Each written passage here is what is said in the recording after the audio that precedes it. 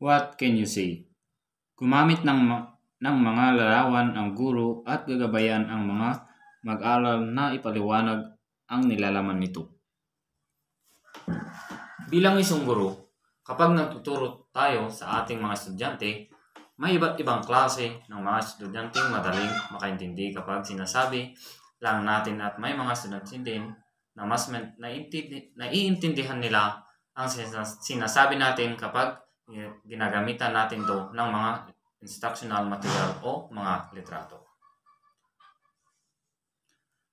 Kaya ito ang ating estratehiya para mas maintindihan ng mga estudyante ang ating tinuturo sa harap.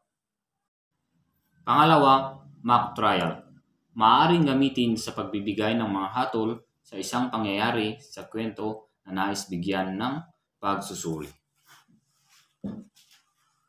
Ang mock trial na ito ay naglalayong bigyan ang mga estudyante ng pagkakataon na maunawaan ang proseso ng paglilitis, ang mga papel ng mga abogado, testigo at hurado at ang mahalaga na ebidensya at argumento sa isang kaso.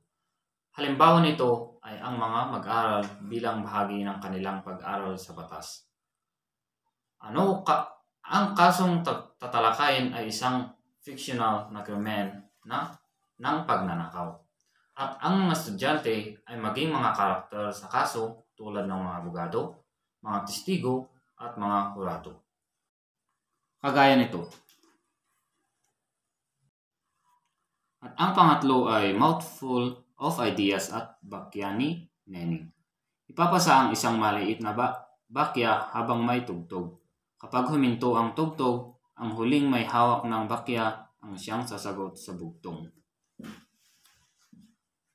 Mouthful of ideas at bakya ni Nening.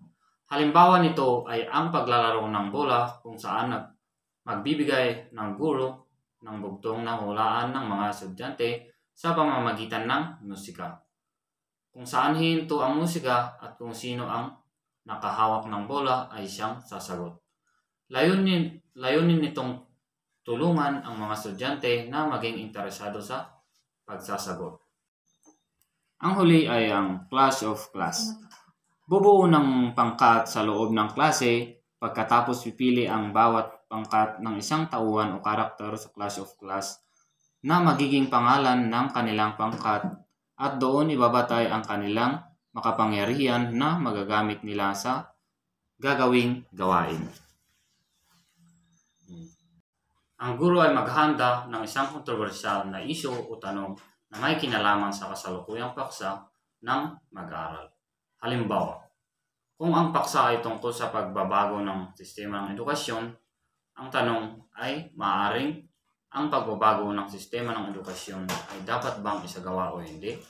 Ito ay estratehiya na naglalayong palakasin ang kasanayan sa pagsasalita, pagpapahayag ng mga argumento at kritikal na pag-iisip ng mga mag-aaral.